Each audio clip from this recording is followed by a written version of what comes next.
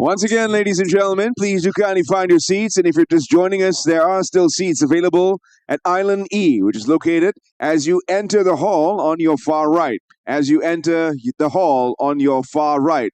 Island E is where dedicated seats for all our delegates and members of the public are still available. So please kindly join us as we will be announcing the arrival of Yang Berhormat Prime Minister in just a short moment. Thank you.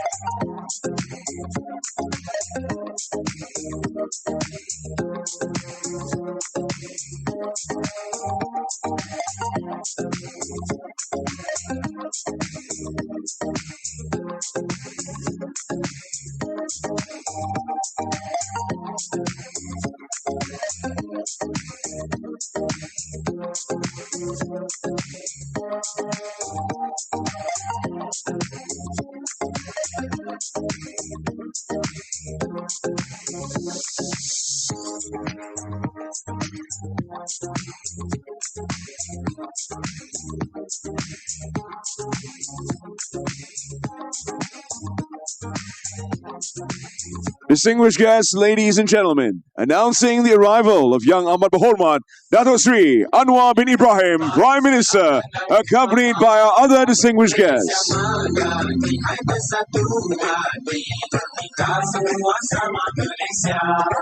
Satu hati walau berbilang bangsa dan bersama tawa naungannya.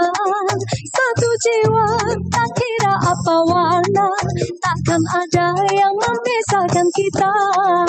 Selamanya Malaysia kita, Melayu, Cina, India, bukan kadasan kita sejiwa. Malaysia madani, rakyat disantuni, timur, barat, selatan dan utara. Malaysia madani, hanya satu hati, kita semua sama Malaysia. Malaysia madani, rakyat disantuni, satukan satu negara. Malaysia madani, hai bersatu hati, kita semua sama Malaysia. Berdiri megah selamanya kita bersama, warisan takkan binasa. Setia gagah bersama kita merdeka, kita semua anak Malaysia. Selamanya Malaysia kita, Melayu, Cina, India, bukan kadasan kita sejiwa.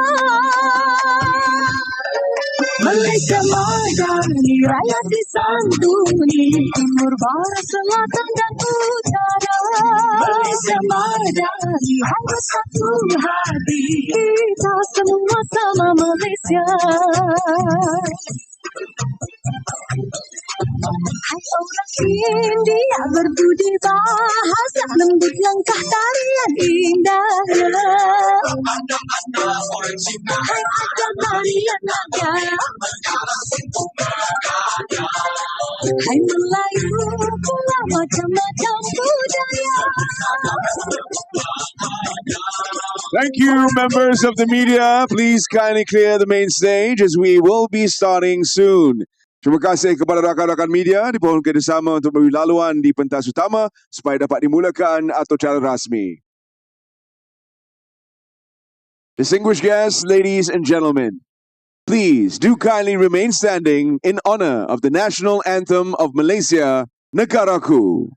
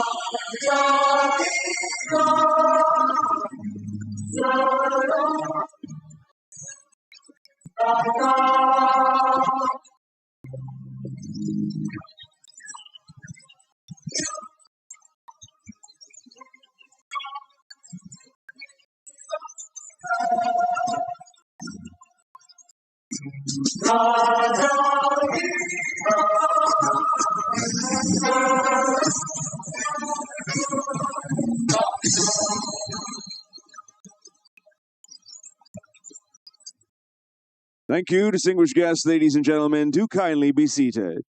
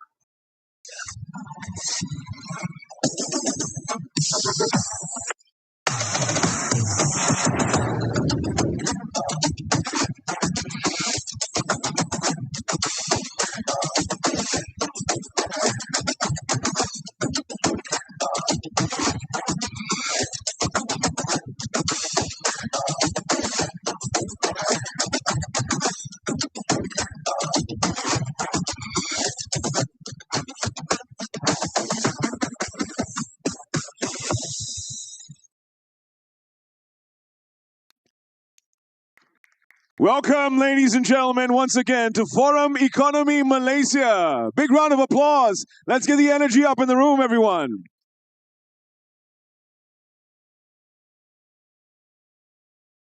Bismillahirrahmanirrahim. Assalamualaikum warahmatullahi wabarakatuh. Salam sejahtera, salam Malaysia Madani, and a very good afternoon. Yang Maha Berhormat Dato Seri Anwar bin Ibrahim, Prime Minister. Yang Maha Berhormat Dato Ahmad Haji Fadilah bin Haji Yusof, Deputy Prime Minister. Yang Amat Berhormat Tan Sri Datuk Patinggi Dr. Abang Haji Abdul Rahman Zohari bin Tun Datuk Abang Haji Openg, Premier of Sarawak. Yang Berhormat Tuan Haji Akmal Nasrullah bin Muhammad Nasir, Minister of Economy. Yang Berhormat President of the Senate. Yang Berhormat Members of Cabinet in attendance. Yang Berbahagia Chief Secretary to the Government. Your Excellencies, Foreign Heads of Missions to Malaysia, Senior Government Officials and Heads of Departments. Yang Berbahagia Tan Sri Dato Sri IR Zamzam Zairani Muhammad Isa, Chairman of Maybank. Yang Berbahagia Tan Sri Abdul Farid Alias, Chairman of Bursa Malaysia. Our strategic partners, members of the media, delegates, ladies and gentlemen. It is truly an exciting time to welcome you this afternoon. Today's forum throughout the morning has served as a premier platform for policymakers, industry captains, and visionary leaders to dissect the global trends shaping our fiscal landscape and to chart a resilient course for Malaysia's future in the regional and global marketplace. We have been privileged throughout the entire morning, Yang Berhormat Prime Minister and distinguished guests, for an assembly of speakers to lead us through critical dialogues and exciting topics that have been lined up throughout the morning. Throughout the day, however, we hope that you will continue to participate in these discussions and engage deeply in the sessions as we continue to navigate the momentum to the very end. And insights shared here will truly be instrumental in helping you understand the complexities of 2026 and beyond. Distinguished guests, ladies and gentlemen, before we proceed, let us seek blessings from the Almighty for a smooth and purposeful event moving forward. I'd like to invite Al-Fadhil Ustaz Tuan Haji Ehsan bin Muhammad Hosni, Imam Besar Masjid Negara, to kindly lead us in the recitation of the dua.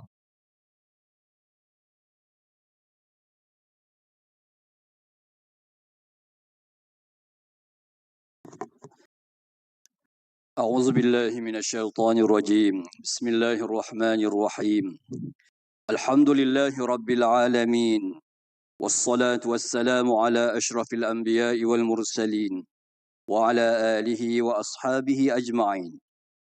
We are grateful for your countless blessings and favors which have enabled us to gather at the Malaysia Economic Forum 2026 to be officiated by the Prime Minister of Malaysia.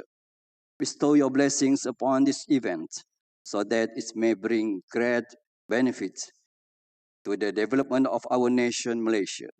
O Allah, the possessor of all knowledge, make the discussion in this forum a starting point for understanding the challenges, seeking solutions, and formulating strategies that are just and inclusive in support of the implementation of the 13th Malaysia Plan. اللهم بارك لنا فيما رزقتنا واجعل هذا العمل عملا مباركا وانشر فيه السكينة والرحمة واحفظنا من كل بلاء وفتنة ربنا آتنا في الدنيا حسنة وفي الآخرة حسنة وقنا عذاب النار وصلى الله على سيدنا محمد وعلى آله وصحبه أجمعين والحمد لله رب العالمين. Thank you, Al-Fadhil Ustaz Tuan Haji Ehsan bin Muhammad Hosni, Imam Besar Masjid Negara, for leading us in the recitation of the dua. Distinguished guests, ladies and gentlemen, without further ado, please allow me to welcome to the stage Yang Berhormat Tuan Haji Akmal Nasrullah bin Muhammad Nasir, Minister of Economy, to deliver his welcoming remarks. Satu hati walau berbilang bangsa, kan bersama tawa naungannya. Satu jiwa tak kira apa warna. Bismillahirrahmanirrahim. Assalamualaikum warahmatullahi wabarakatuh. Salam sejahtera, salam Malaysia Madani. Terima kasih kepada saudara Terence Das dari pagi memberikan kami tenaga dan penuh keyakinan hari ini. Yang Amat Berhormat Dato Seri Anwar bin Ibrahim, Prime Minister. Yang Amat Berhormat Dato Amar Haji Fadilah bin Haji Yusof, Deputy Prime Minister. Yang Amat Berhormat Tan Sri Datuk Patinggi Dr. Abang Haji Abdul Rahman Zohari bin Tun Datuk Abang Haji Openg, Premier of Sarawak. Yang Berhormat President of the Senate. Yang Berhormat Members of Cabinet. Yang berbahagia Chief Secretary to the Government. Your Excellencies, Foreign Heads of Mission in Malaysia. Senior Government Officials and Head of Departments. Yang berbahagia Tan Sri Datuk Sri Insinyur Zamzam Zairani Muhammad Isa, Chairman of Maybank.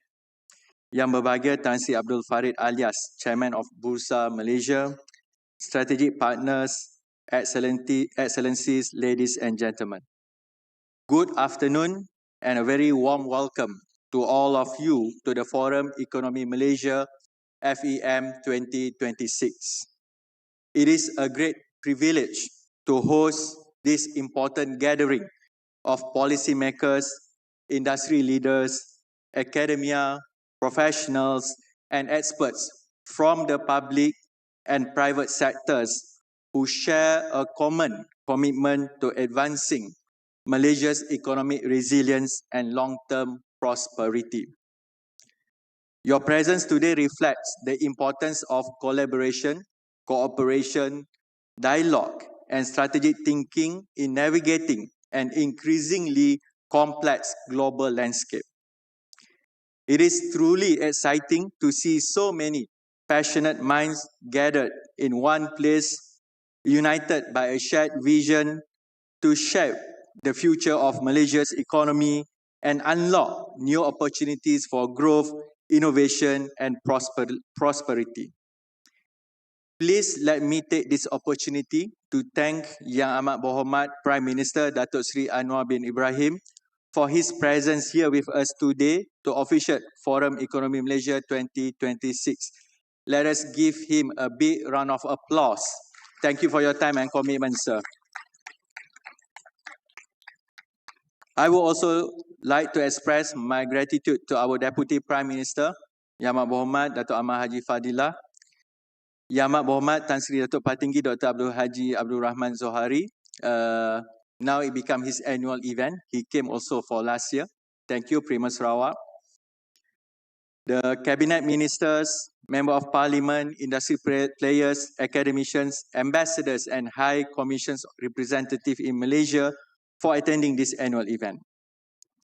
Forum Ekonomi Malaysia began in 2025 as a platform to bring people together, policymakers, business leaders and experts from all walks of life with a shared goal of shaping Malaysia's economic future.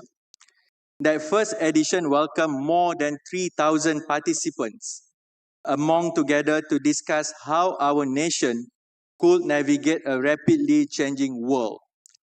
FEM 2025 focused on strengthening trade, safeguarding jobs, and building resilience against global uncertainties, from rising protectionism to the tensions between the US and China affecting key industries like semiconductors.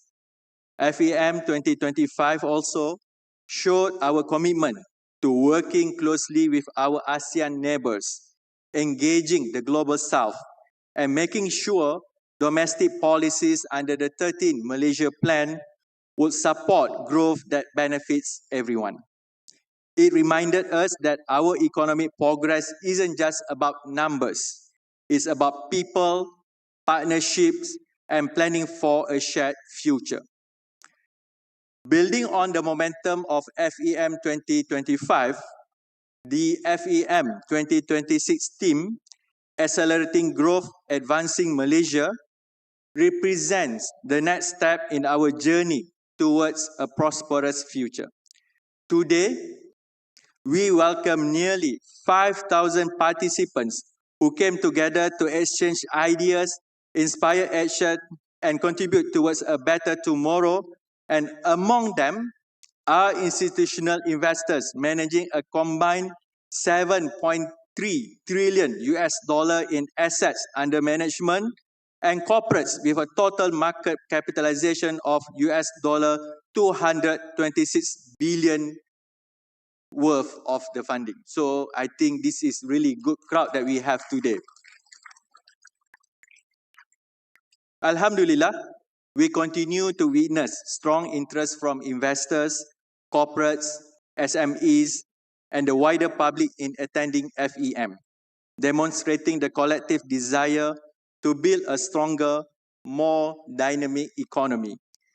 Guided by the Madani economy and anchored by 13 Malaysia Plan, it's about moving forward together, creating opportunities, strengthening resilience, and ensuring that Malaysia's growth is inclusive, sustainable, and truly for our rakyat.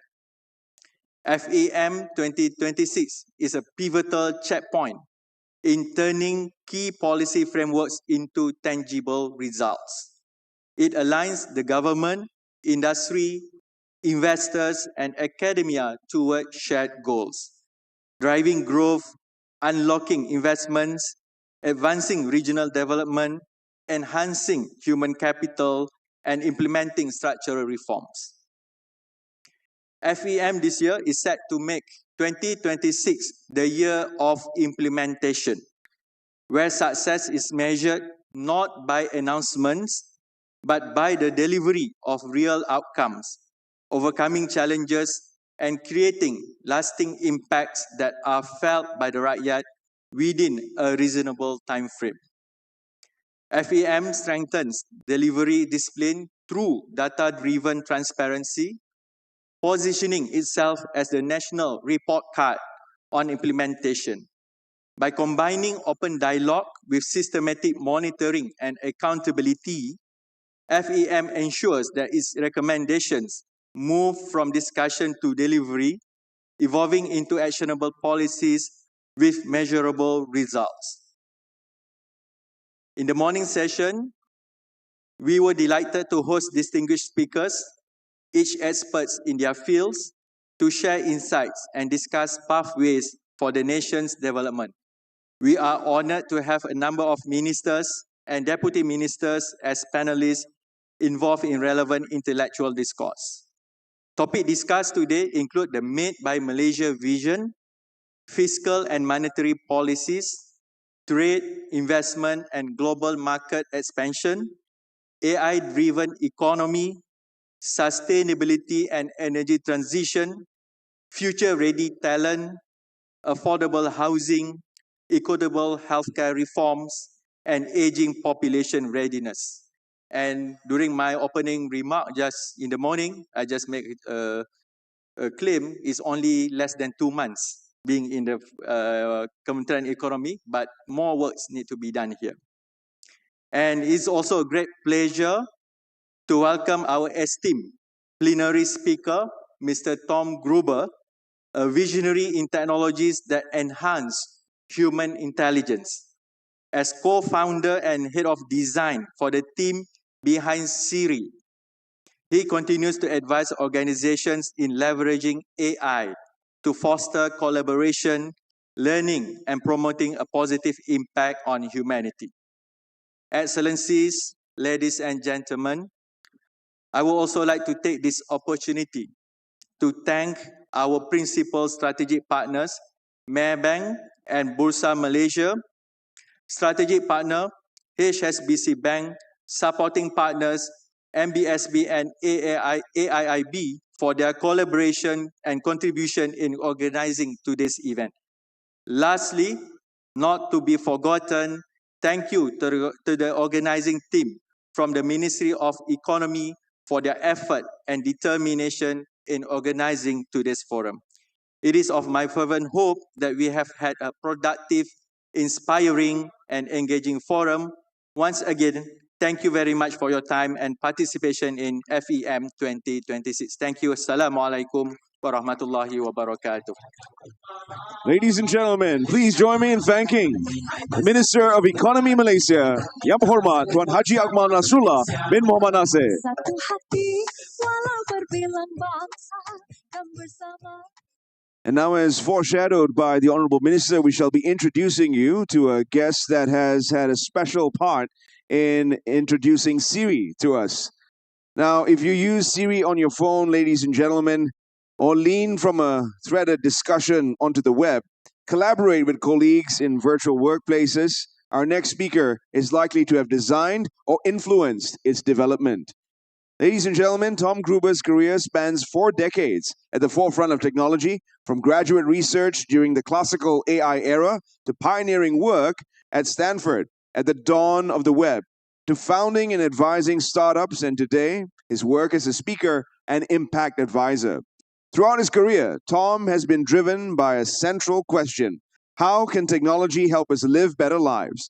Drawing on artificial intelligence, cognitive science, and design, his work explores how connecting people and machines can enable that special collaboration for learning and knowledge sharing.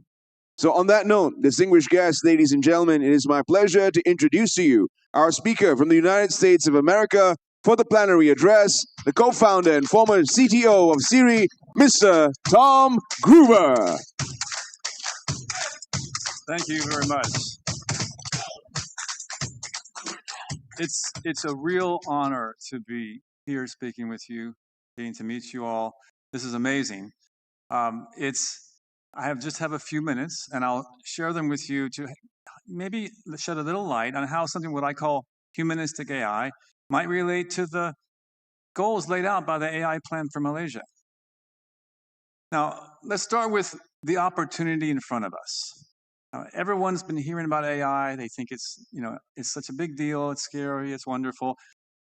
But it's not just a technology or a tool. And this is a historic opportunity, really, to transform how we work and how we live and how to create value in the economy. This has never been a possibility in our lifetimes like this. And I promise you, that's not hyperbole. I've been in the AI field for 40 years. And this is an inflection point, truly.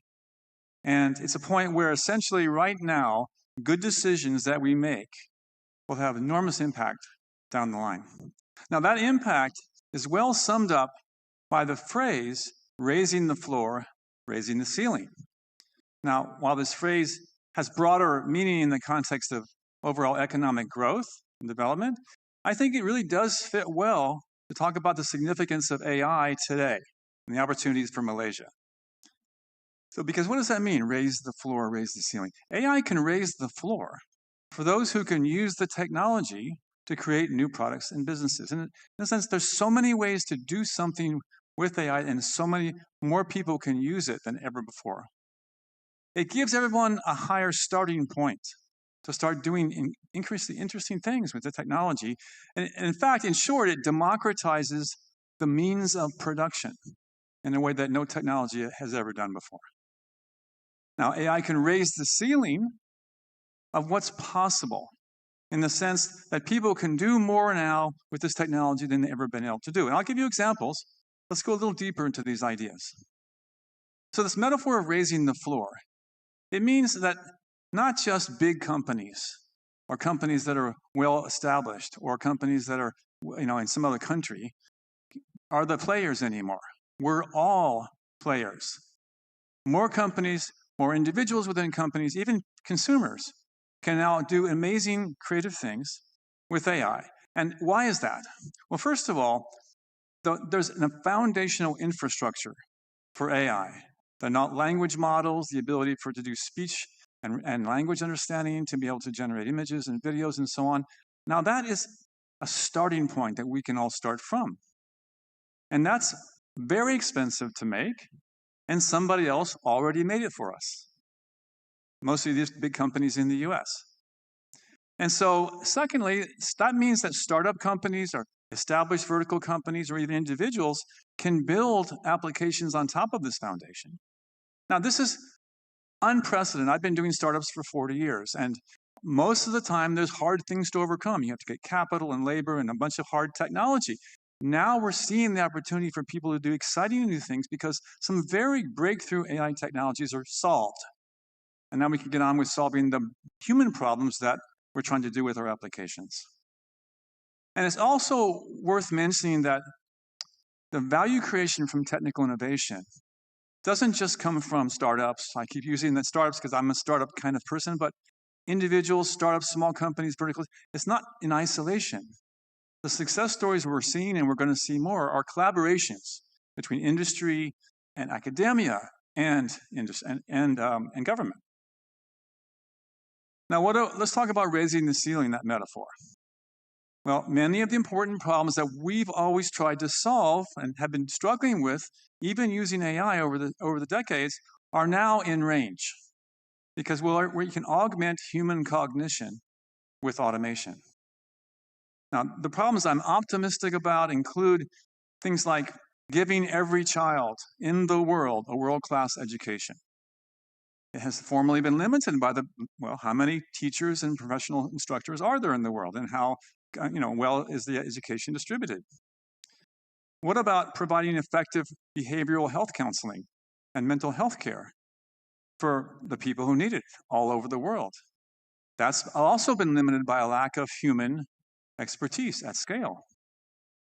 And what about the generation of clean energy? We always hear about AI magically solving these problems, but really a lot of the problems of clean energy and a sustainable future come down to some fundamentals in science, material science, things like that AI can now be using to accelerate. And this means that basically this ceiling is so high now that people with moderate technical skill and moderate amounts of capital are now able to do really big things. But this opportunity to create value won't just happen automatically. It will require us making wise decisions, ethical decisions, today. And those decisions start with which projects do we focus on? And why do we bother putting AI in the workplace, for example? And you know, there's a train of thought that's very common now that says, when someone says, go and you put AI in your business, the first thing that comes to mind for some people is, well, let's reduce cost.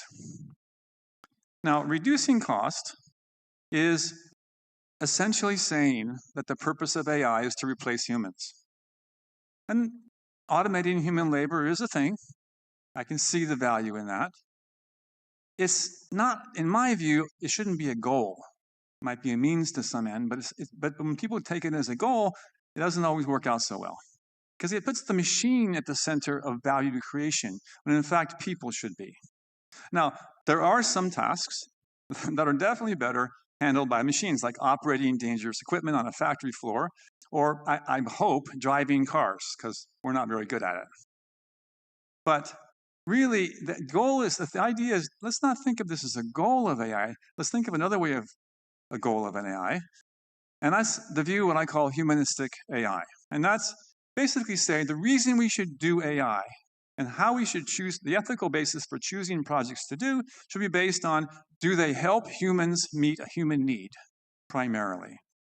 Do they help humans do things that humans want to do? And normally, it turns out that the way AI is used to do that is either by augmenting the cognition of humans, making us smarter at scale, or collaborating with us, adding to our workforce by helping us. And this, as I said, is called humanistic AI. And I'm going to give you a few examples. We're going to see, though, what's interesting is if you choose to make a humanistic AI application, which meets a human need, not just cutting costs, and is doing so by collaborating with people rather than automating their jobs or augmenting their brain, well, that can be done on this rising foundation, this rising floor. And these are the kind of applications that can create outsized benefit.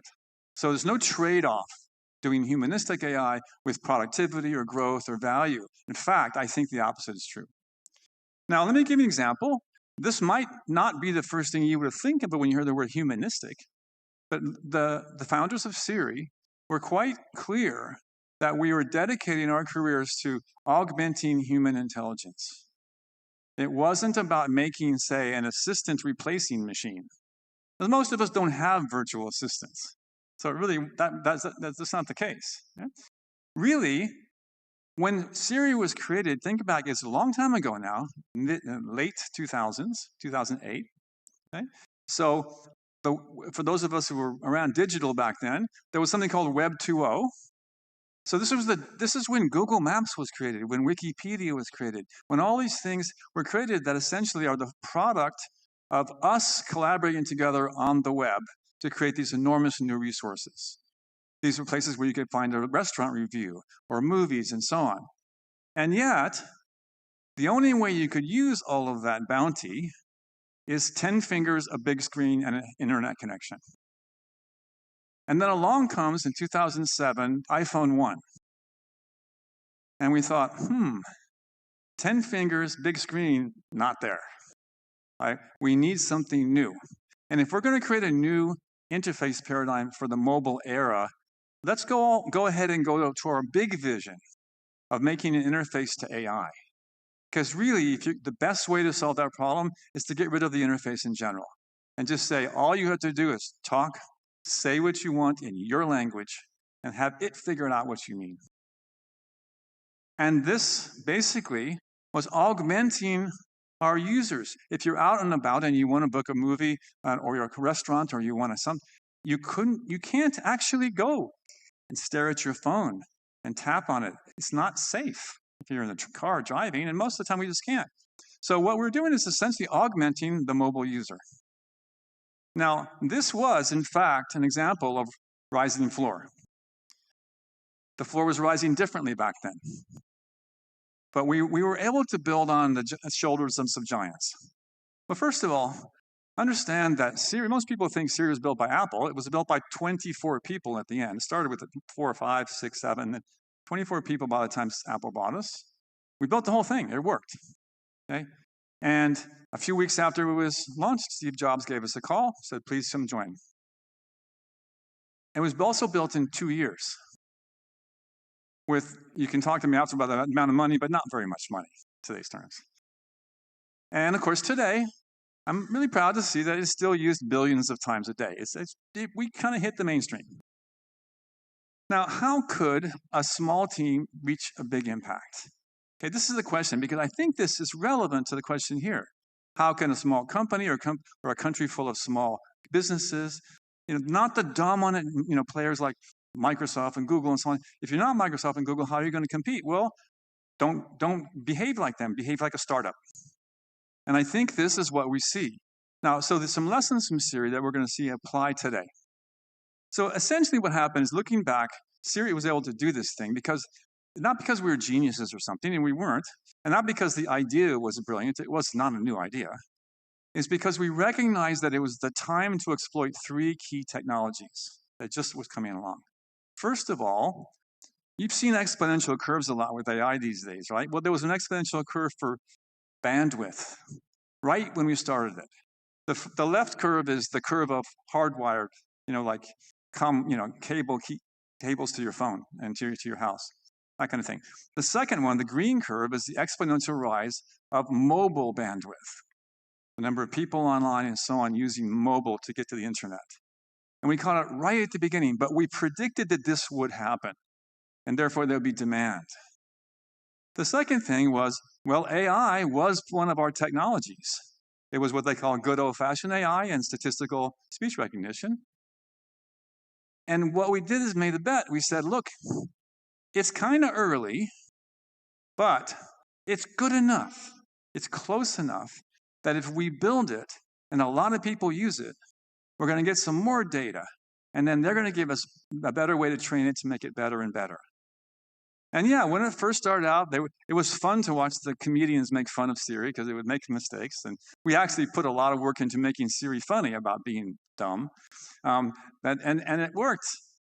The people used it. And when people used it, we got the data, and we were able to improve the product. Now, the third technology was this Web 2.0 I referred to. And it's really 2 things. One is that there were all these services that were effectively available because of a joint agreement, essentially, among industry and government. Government created the internet and the standards of the web, and industry created all these services, but there was a culture of sharing. The ecosystem included a culture of sharing, so that all these companies, instead of being the only place, you have to go to their website to use their product, they would open up programmatic interfaces so small companies could build on top of their thing. And that was called Web 2.0 and APIs. And that meant that Seri could then access dozens of other companies' work and build on it. So when you wanted to, say, reserve a restaurant, it would call like 7 different companies' work and combine them in milliseconds in the cloud. Oh, and how come it happened in the cloud? That was kind of a new thing back then, too. The cloud being what today you think of data centers, but certainly not on your computer or on your phone. And so we viewed the cloud, what they call elastic cloud, as a way to have a superpower as a small company. That is, you basically you buy just exactly as much compute as you need on demand. And Amazon and other companies do that now routinely. Everyone does it that way now. It was new back then. So this combination of this Web 2.0 culture, the open standards created by industry and academia, this infrastructure of the elastic cloud, it allowed us to compete with all the big companies. In fact, we competed with Google literally that year. And what we ended up with was this metaphor, or this paradigm called big think, small screen, where you have a tiny little interface in your hand and a very big collection of AI programs in the sky or in the cloud. And that's the secret to competing then. And guess what? It's kind of the way it works now. Because today we have the same conversational interface paradigm We have conversational interactions on a phone or maybe a PIN or voice only or whatever, but relatively small conversational interface. That's through ChatGPT or your favorite AI. But the cloud part has gotten much, much smarter. Now we have really big language models and so on. And so, but now I'm going to try to carry some of these lessons over. Remember that green curve of bandwidth? Well, we're kind of at a similar place right now with AI capabilities. This curve represents, for all these economists out there, you always go, what is the y-axis, buddy? Well, this one is the amount of time it would take for a human to do the task the machine can do. It's a good metric, actually. So these days, early days, back in 2021 and so on, they could write a very short program. It would take a human maybe a minute or so to write. Today, they can write programs that take months for humans to do.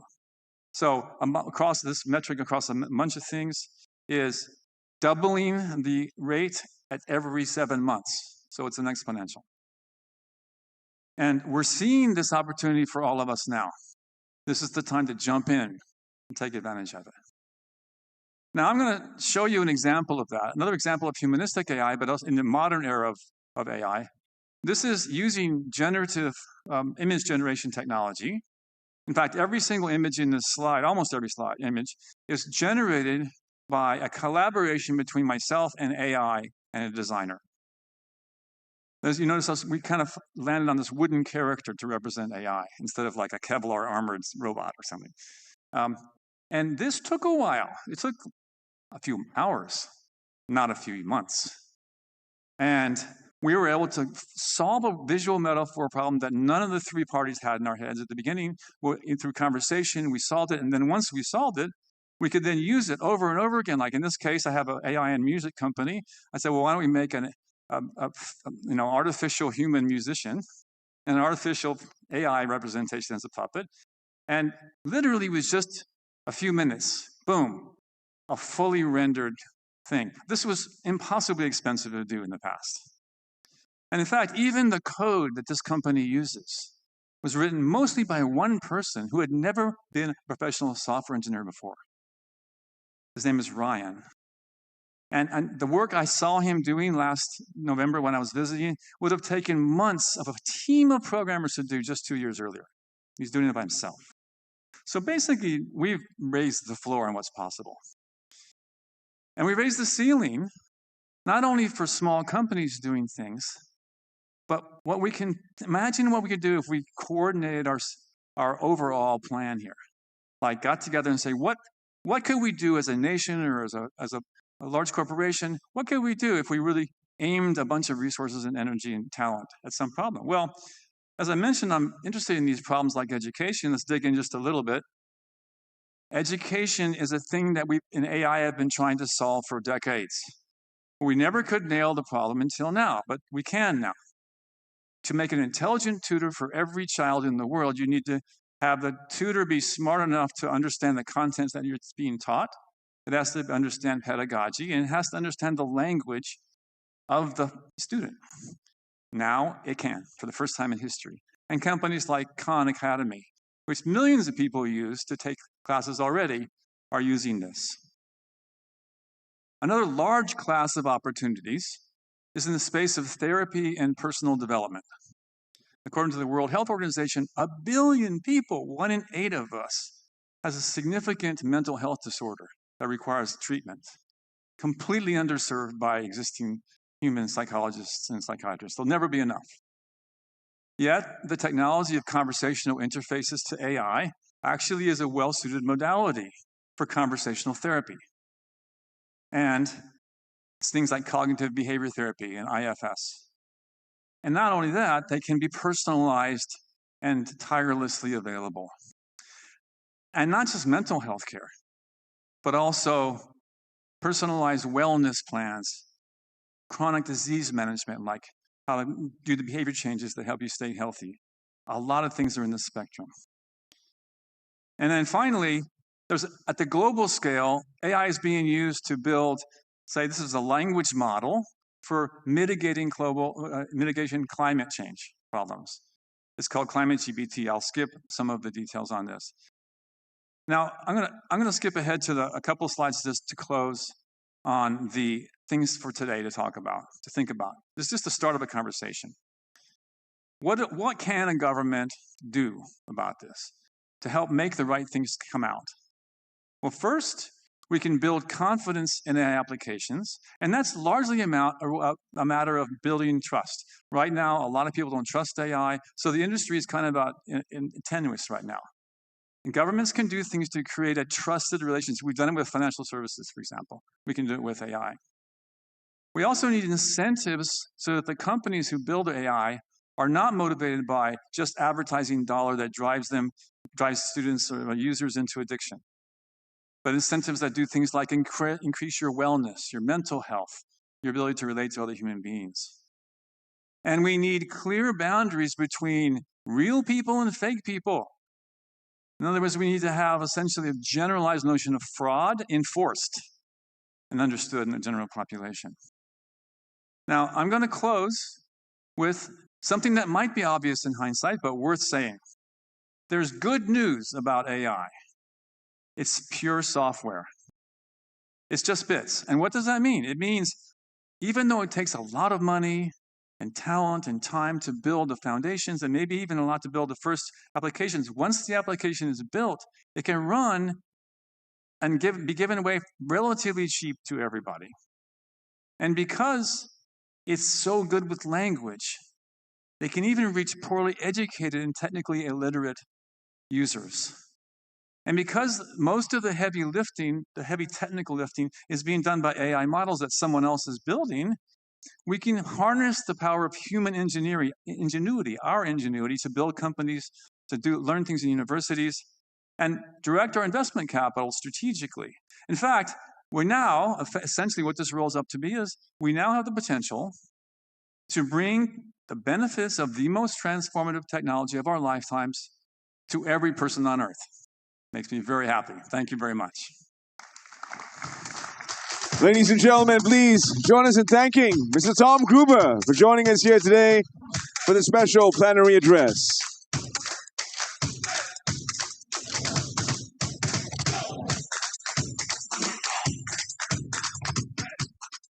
And now, distinguished guests, ladies and gentlemen, to deliver the keynote address, please put your hands together and help me welcome to the stage Yang Amat Berhormat Dato Seri Anwar bin Ibrahim, Prime Minister.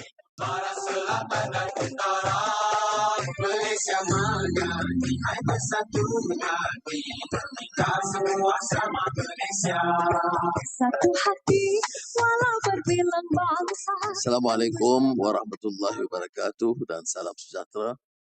Alhamdulillah, nahmaduhu wa nusalli ala rasulil karim.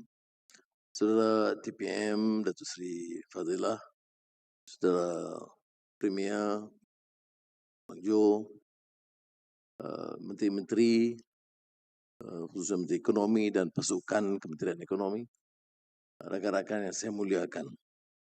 Tentunya hari ini kita mendengar tadi Tom Gruber satu penekanan yang menuntut kita melakukan sesuatu lonjakan.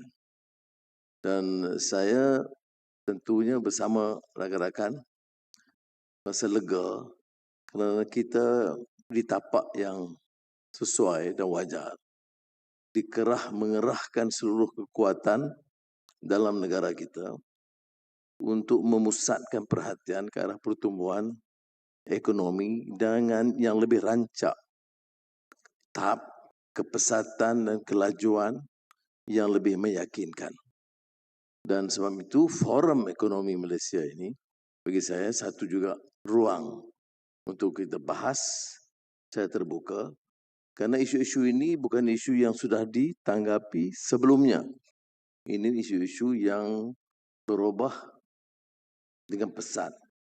Dan saya lebih tertarik kerana kehadiran bukan sahaja rakan-rakan menteri, tapi juga dengan dukungan tokoh-tokoh seperti Premier Bang Johari yang merupakan suatu lagi sosok yang agak ke depan dalam memaksa perubahan dan peningkatan dalam bidang teknologi baru ini. Terima kasih. Now, we have launched the second Malaysia, the second Malaysia Economic Forum. I'm talking about the plan now. Now, this is not confined to merely an attempt to forecast or policy instruments, but I need to also emphasize the importance of, other than policy instruments, to remind ourselves about responsibility. Responsibility to govern with integrity, to ensure that economic progress carries true and tangible meaning for the rakyat. Malaysia today stands on firmer ground. Our GDP is on track to grow by around 4.9% in 2025, while inflation has been contained at 1.6%. Investment confidence is returning. These are encouraging signs reflecting disciplined fiscal management and a renewed sense of seriousness in governance. This progress did not come about by chance. It reflects a deliberate effort to restore trust in public finances, credibility in institutions, and integrity in the exercise of power. Confidence does not respond to slogans or short-term measures. It responds to consistency, to clarity of intent, and to the assurance that reform is sustained rather than episodic. So let us be clear. Numbers alone do not define success. Markets may respond to data, but the rakyat judge by experience. Growth must be felt in homes, in workplaces, and in the cost of living faced by ordinary families. Otherwise, it remains hollow. One visible signal of renewed confidence is the strengthening of the ringgit. External factors do play a role, but currencies ultimately reflect the trust in institutions, in policy directions, and trust that the country is governed by discipline and purpose. That trust is being rebuilt because of this Madadi government has taken a clear, principled, and uncompromising stand on governance. There will be no tolerance for corruption and no exceptions for the well-connected. Without accountability, there can be no credibility. Without credibility, there can be no sustainable growth. This is not a campaign for headlines, nor a passing phase. It is a recognition that lasting confidence depends on the certainty that the law applies equally to all. When enforcement is consistent, trust can be restored and institutions regain their authority. And yet, enforcement alone is not enough. That is precisely why institutional reform continues without pause and without apology. We are strengthening institutions so that integrity does not depend on personalities, but on systems. Rules must outlast individuals. Reform must endure beyond political cycles. These efforts are already bearing fruit, and thank you to the team. Investors are responding to consistency and predictability. They see firmer governance, clearer direction, and a country serious about long-term stability. This is reflected in their investment decisions and in a reassessment of Malaysia's economic risk. With this foundation in place, confidence must translate into better lives. Cost of living pressures are real and felt daily by the rakyat. This is why our economic strategy combines macroeconomic discipline with targeted support to protect purchasing power and ensure that growth improves real living standards. At its core, development is about expanding opportunity. It is not merely about raising output or improving statistics, but about enlarging what people can realistically aspire to live and achieve in their own lives. Growth becomes meaningful only when it opens doors to education, to decent work, to upward mobility, and to the ability to plan one's future with confidence. Economic reforms earns legitimacy not when it looks impressive on paper, but when it widens opportunity, reduces exclusion, and strengthens the dignity of every citizen. Put a reminder for Akmal and the team here. Education remains central to this mission. It is the most powerful equalizer. With an allocation of exceeding 84 billion ringgit in budget 2026, we are committing not just resources, but resolve to reforms in education and training and promote flexibility, mobility, and lifelong learning, recognizing that talent develops at different stages of life. These reforms respond to a labor market already in transition, where skills must be renewed, careers evolve, and workers require support across different stages of life. Education today must equip Malaysians not only with knowledge, but with adaptability, resilience, and the confidence to navigate change. Technology makes this urgency unmistakable. Artificial intelligence is reshaping work and industry.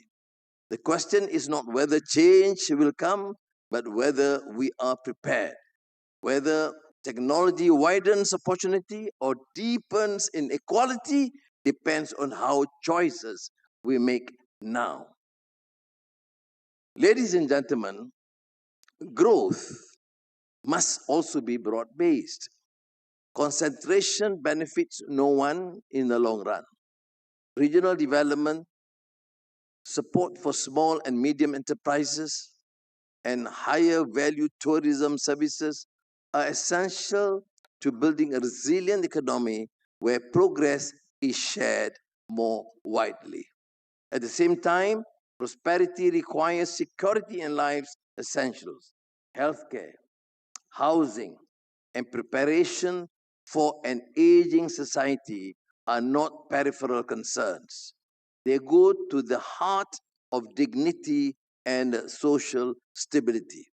A nation cannot strive if its people live in fear of illness, insecurity, or neglect.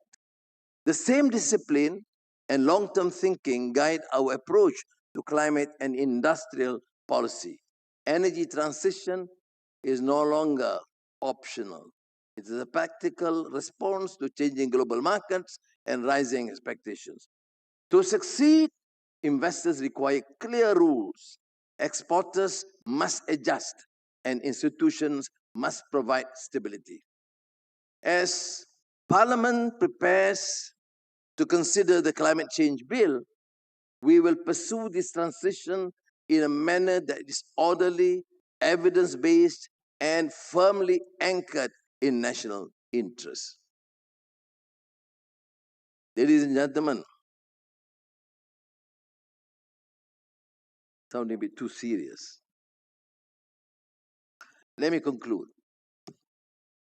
Over 1,000 years ago, Al-Farabi reminded us that leadership is a moral obligation to create the conditions for human flourishing and to restore balance when it is lost. This Madani government takes that obligation seriously. We will not retreat from reform and we will not compromise on integrity.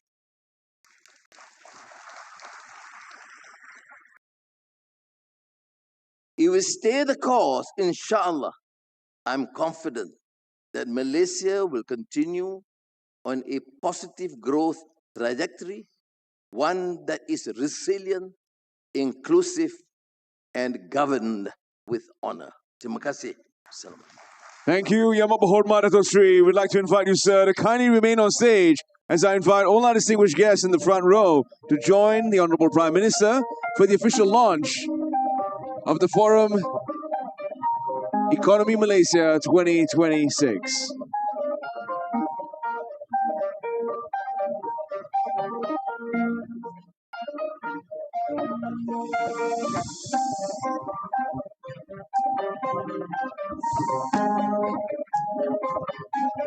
To officiate the launch this afternoon, I'd like to invite Yang Berhormat Dato Seri Anwar bin Ibrahim to kindly insert the acrylic key in place to initiate the launch sequence. As we count down from 3, 2, 1.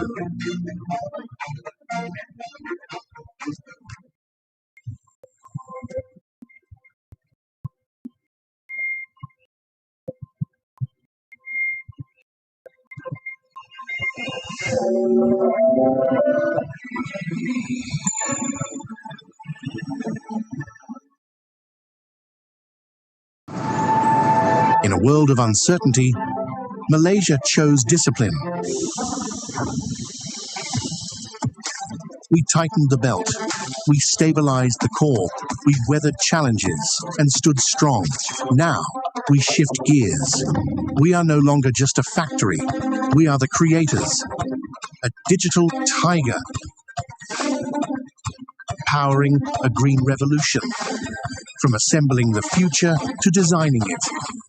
But numbers on a screen mean nothing without people. Growth must build a roof over your head. As we accelerate growth as an aging nation, it must promise us care, security, dignity. This is the Madani economy, high tech with high touch. The plan is in motion. Welcome to the acceleration.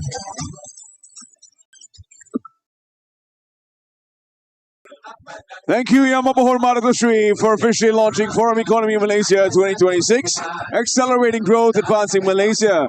As we invite Yang Berhormat Dato Seri and all our distinguished guests to return to their seats, we'd like to invite members of the media and our official photography crew to take their place on stage for a group photograph with all our distinguished guests and delegates.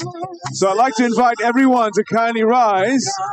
Join the Honourable Prime Minister and all our distinguished guests for this special commemorative photo in celebrating the launch of FEM 2026. Photography teams, please kindly make your way to the stage.